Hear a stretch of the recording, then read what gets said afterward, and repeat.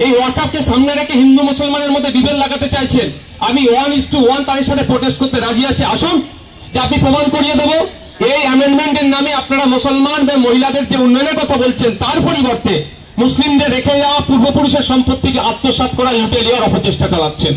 সময় স্বল্প, ওয়াকফ by user সব থেকে ভয়ঙ্কর গুরুত্বপূর্ণ বিষয়। ওয়াকফ বাই ইউজার একজন বক্তব্যে বলেছিলেন, আমাদের আমির সাহেব বলেছেন যে ওয়াকফ বাই ইউজার যেটা আছে, দেখুন ব্যাপারটা হচ্ছে, আপনাকে বলি, আমি শুধু শরিয়ার দিক থেকে তো বলেছেন, শুধু শরিয়তের দিক থেকে আছেই যে ইসলামিক ধর্মের রীতি অনুযায়ী, ইসলামিক ধর্মের রীতি অনুযায়ী মৌখিক ধেবাকে, মৌখিক গানকে কবুল করে নেবে। এটা সুপ্রিম কোর্টের লেটেস্ট জাজমেন্টও এসেছে, তার কপি আমার কাছে আছে, চাইলে প্রোভাইড করতে পারবো। ইন্ডিয়ান এভিডেন্স অ্যাক্ট 1872 সালে তৈরি, তাই অনুযায়ী আমার বাপদাদুরা, আমাদের পূর্বপুরুষেরা অফ করে গিয়েছে, এটা কেউ হাত দিতে পারবে না। আজকের দিন পর্যন্ত যে আইন চলছে ওয়াকফ বাই ইউজার আজকের দিন পর্যন্ত বৈধ আছে। আমরা গিয়েছিলাম, জেপিসির যে কমিটি এসেছিল, আমাদের এখানে অনেক হযরতগণ বিভিন্ন টিম নিয়ে তারা ওখানে কথা বলেছেন। দুর্ভাগ্যের বিষয় সেই সময় আমাদেরকে দেওয়া হয়নি। 1 মিনিটে একটা টিমকে বলতে দেওয়া হয়েছে, কি বলবে 2 মিনিট ম্যাক্সিমাম। মানে আমাদের জাস্ট ওটা একটা ফর্মালিটি দেখানোর জন্য যে আমরা গিয়েছিলাম মতামত নিতে, কিন্তু যে মতামতটা দিলাম বা কতটা আলোচনা করবো সেই জায়গা দেয়নি। আচ্ছা, ইন্ডিয়ান কন্ট্রাক্ট অ্যাক্ট 1872 সালে তৈরি, সেই অনুযায়ী ওয়াকফ by user valid. Transfer of property act 1882 সালে, সেই অনুযায়ী আপনার ওয়াকফ বাই ইউজার ভ্যালিড। তাহলে আমরা শুধু শরিয়া নয়, কারণ শরিয়াতের আইন বললে অনেকে চুলকানি হয়, শরিয়া আইনও কিন্তু ভারতবর্ষের সংবিধান দ্বারা প্রযোজ্য, বৈধ। তারপরেও আমি বলছি শরিয়া আইনকে সাইডে রাখো, আরো 3 থেকে 4টে আমি আপনাকে একটা বলছি, যার দ্বারা ওয়াকফ বাই ইউজার আমরা যেটা করেছে আমার বাপদাদুরা সেটা বৈধ। একটা ভয়ঙ্কর জিনিস নিয়ে এসছে, প্র্যাকটিসিং ইসলাম। কে ডিসাইড করবে 5 ওয়াক্ত নামাজ পড়ছে কি পড়ছে না? আমাদের মুফতি সাহেব, আমির সাহেব, কামরুজ্জামান ভাই যারা এসেছেন, তারা মুসলিম ধর্মের অনুসারী, ফজরের নামাজ পড়েছে কি পড়ছে না, 5 ওয়াক্ত নামাজ পড়ছে কি পড়ছে না, প্র্যাকটিসিং ইসলামের মধ্যে তো আসছে। ইসলামে যেখানে প্র্যাকটিসিং নন প্র্যাকটিসিং এর কোনো বিভেদ নেই, কোনো বৈষম্য নেই। এই অপদার্থ সরকার, জুমলাবাজের সরকার আজকে দিনের স্বপ্ন দেখালেও সম্পূর্ণরূপে ব্যর্থ হয়েছে। এই ব্যর্থতা ঢাকার জন্য ঢাল হিসাবে মুসলিমদেরকে দাঁড় করিয়ে দিচ্ছে। 5 বছর লেটেস্ট প্র্যাকটিসিং ইসলাম না হলে সে অফ করতে পারবে না। এখানে অনেকে আছে 5 ওয়াক্ত নামাজি, অনেকের কপালে দাগ আছে, অনেকের কপালে দাগ নাই। তাহলে কি ডিস্ট্রিক্ট কালেক্টর গিয়ে বলবে তোমার কপালে দাগ নাই, ঠিকঠাক তুমি হচ্ছে না? তুমি 4.5 বছর নামাজ ঠিক করে পড়েছো, 5 মাস তুমি ফাঁকিবাজি করেছো। তাহলে মানে আগামী দিন ফিউচার আমরা যদি কেউ ওয়াক করতে যাই সেই রাস্তাটাও বন্ধ করতে চাইছে। এগুলো আমাদেরকে আছে। আর একটা বিষয়, এখানে আমার নন মুসলিম ভাইরা অনেকে আছেন, অনেকের মনে ধারণা ঢুকিয়ে দিচ্ছে এই কিছু সমাজবিরোধীদের দ্বারা যে আপনার অন্যান্য ধর্মের প্রতিষ্ঠানের নাই, তাহলে ওয়াকফ কেন হবে, ওয়াকফের কেন থাকবে?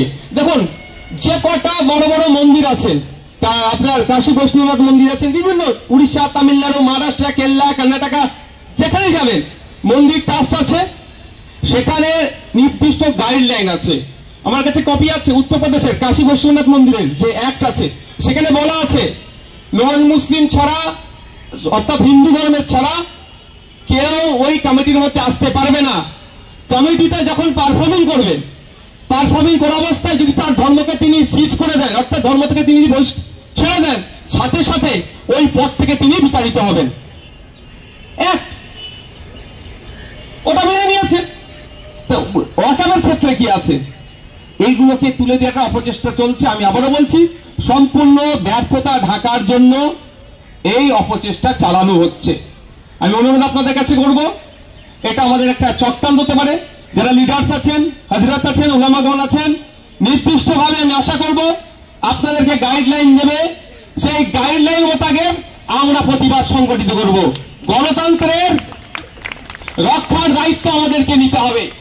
ব্রিটিশ পিরিয়ডে যখন ভারতবাসীর উপরে অত্যাচার জুলুম নেমে এসেছিল, হাফেজ নিসার আলী, তার সময় ইন্টারনেট এত ফ্যাসিলিটি ছিল না।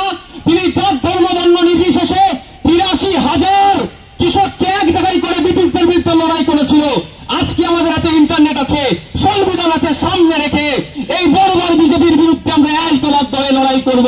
তবে হ্যাঁ, আমরা মাথায় রাখবো দেবো, গোলপুরা গরু সিঙ্গুরে মেঘ দেখলে কিন্তু আমাদের ভয় লাগে। সিএর সময় মাথায় টুপি দিয়ে টেনে আগুন লাগিয়ে দিয়ে মুসলিম সম্প্রদায়কে দেখে দেওয়ার চেষ্টা করেছিল। এটা আমরা হতে দেব না, ওদের চক্রান্তকে আমরা মানে বাস্তবে রূপায়ণ হতে দেব না। আমরা যখন যে প্রশাসিতে যাব, আমরা প্রত্যেকে তখন স্বেচ্ছাসেবকের ভূমিকা পালন করব।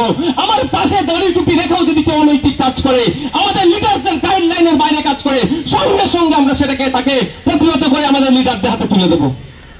না হলে কিন্তু চাইছে একটা দাঙ্গার দিকে টার্ন নিক। সর্বোপরি আমি অতীব দুঃখের সাথে বলছি, আমার আসতে লেট হয়েছে। আমার বিধানসভায় সাপ্লিমেন্টারি গ্রান্টস নিয়ে আলোচনা চলছিল, আমি ওখানে ছিলাম। তো বিধানসভাতে 2 দিন কিন্তু ওয়াকফ নিয়ে আলোচনা হয়েছে। ভাই কটা বাজে? আর 1 মিনিট নেব। তো 2 দিন আলোচনা হয়েছে, এটার বিরুদ্ধে রেজুলেশন, খুব ভালো কথা। কিন্তু যারা রাজপথে দাঁড়িয়ে অনেক কথা বলছেন, সত্যি ভালো কথা, তাদের সাথে আমি লড়াই আছি। এখানে মাঝাবি দ্বন্দ্ব, কে বুকের উপরে হাত বাঁধবে, কে নামির নিচে হাত বাঁধবে, কে জোরে আমিন পড়বে, কে আস্তে আমিন পড়বে, সেই দ্বন্দ্বের জায়গা এটা নয়। এটা আমাদের ওয়াকফকে রক্ষা করার জায়গা। আর এটা রক্ষা করতে গেলে শুধু মুসলিম নয়, আর ভিন্ন ধর্মের মানুষকেও সাথে নিতে হবে। 2023 সালে ফরেস্ট রাইট অ্যাক্ট কে 2006 কে সংশোধনীর নামে 2023-এ গিয়ে জল জমি জঙ্গলে যে স্বাভাবিক অধিকার আদিবাসীদের কেড়ে নেওয়া হচ্ছে, তারও বিরুদ্ধে আমাদের কথা বলতে হবে, তাদেরকে আন্দোলনে সংগঠিত করতে হবে এবং তাদের আন্দোলনে আমরা তাদের পাশে দাঁড়াবো। শুধু মুসলিম না, সর্বধর্মের মানুষকে নিয়ে আন্দোলন সংগঠিত হবে। তার 2 দিন প্রোগ্রাম ছিল। দুর্ভাগ্যের বিষয়, যারা রাজপথ কাঁপিয়ে দিলেন তাদেরকে ভেতরে শব্দ খরচ করতে দেখলাম না। কিন্তু এটাও আগামী দিনে আমাদেরকে নোটিশ করতে হবে যে বাইরেও চিৎকার করতে হবে, ভিতরেও চিৎকার করতে হবে। জনপ্রতিনিধি যারা আছেন, যারা নিজেকে সেকুলার বলেন, তাদেরকে প্রত্যেককে আওয়াজ তুলতে হবে এবং আমার নন মুসলিম ভাইদের কাছে গিয়ে আপনার কেন আমাদের সাথে ইনজাস্টিস হচ্ছে, আমাদের কি হচ্ছে, সেটা তাকে আপনি 1 to 1 অন্তত বলতে হবে। এই দায়িত্বটা আপনাকে আমাকে নিতে হবে। তাদেরকে এই সুযোগে শুভেন্দু বাবুরা, এই বিজেপিরা তাদের মাথায় বিষ ঢুকিয়ে দেওয়ার চেষ্টা করছে। অ্যাকচুয়াল জানলে ফ্যাক্ট কি সেটা জানতে হবে। আর একটা আমার মনে হয়, আমি যদি ভুল বলি আপনারা সংশোধন করে দেবেন, এই তথ্যটা মনে আমাদের দেওয়া একটু ভুল হচ্ছে। ইন্ডিয়ান আর্মি রেলের পরে নাকি আমাদের ওয়াকফের জায়গা। তামিলনাড়ু কর্ণাটকাতে 2টো মন্দিরের যা জায়গা আছে, ওয়াকফ সারা ভারতবর্ষ অত জায়গা না। এই ভুলভাল তথ্য দিয়ে হিন্দু ভাইদের কারো ঘাবড়িয়ে দিচ্ছে, বাবা সব নিয়ে নেবে রে বাবা, যারা ভুলছে। হ্যাঁ, ওইটা করছিস, কিন্তু আমাদেরকে ব্যাপারটা খুলে বলতে হবে। তা অনুরোধ এটাই, আমাদের সময় স্বল্প, যারা উপস্থিত হয়েছেন আপনাদেরকে সবাইকে আমি শুকরিয়া আদায় করছি।